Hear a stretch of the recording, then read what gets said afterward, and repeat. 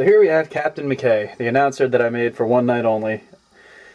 People have been kind of curious to see how I made this figure, so let's go over that. It's basically a DC Universe question figure. The body with it's just a suit, still fully articulated, as articulated as DC Universe figures get. I painted the pants and the shirt the whole way white. He had a long blue coat with like a vest molded as a part of the coat, so I took that off, and then you're just left with like the shirt and the pants, the button down, and I painted the sleeves that used to be blue that matched the coat. I painted those black, and I can't remember if the gloves were a different color or not, but I painted those black too. If they weren't already black, I painted them. This coat, actually, this shorter overcoat comes off of a Buffy figure. You know, the Buffy the Vampire Slayer. I'm not sure exactly what figure it is because I got it really cheap and just basically planned on using for, you know, the props for different stop motions or whatever. So I'm not sure really who the guy even was, but he had a nice coat, so I took it.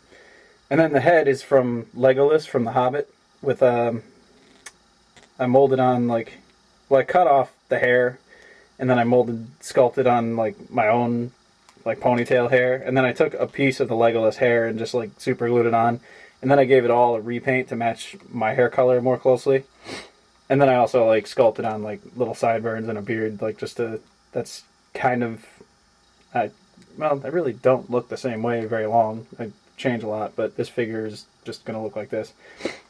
And just gave him an old microphone. This is an old like Jack's, like, I don't know if it's from the Titantron series, but it's just let's give it a shot of that. It's just a really small microphone from like the old figures. It's not like one of the new Ruthless Aggression style ones with the bigger, you know, the ones that's like basically the same size as Mattel.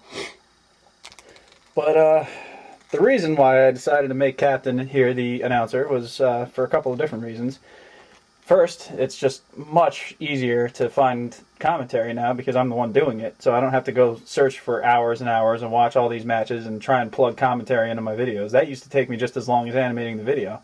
Now I got it to the point where I can do all the commentary in one night and then just edit it all in one day and have it be like a 2-day process rather than like a 7-year process or whatever it used to be. Also, because it makes it a lot easier for me to basically tell my own stories in JWF, because it used to be limited to whatever Jim Ross and Jerry Lawler were talking about. Like, I would have to go off of what they were saying.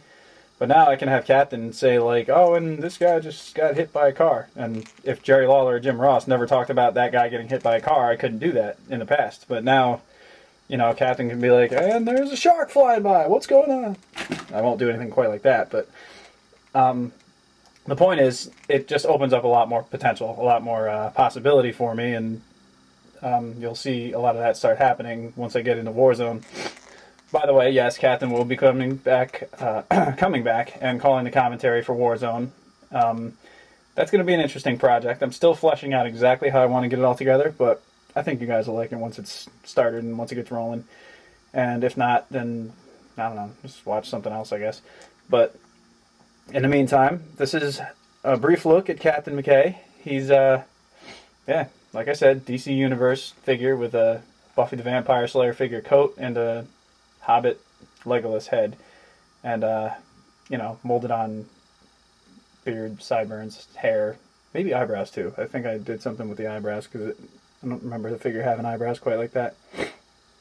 But, yeah, so, short look, but hope it answered any questions anybody had about this figure. And those of you who enjoy it, you can feel free to go back and watch him on One Night Only. He's, the commentator, and he's also, like, in the first couple minutes of the first video, so you'll get to see him, in action, I guess, animated. He doesn't do a whole lot. He just kind of stands there and talks to you, but, you get the point. All right, thanks for checking this out, and keep your eyes open for new stuff coming up. All right, take care.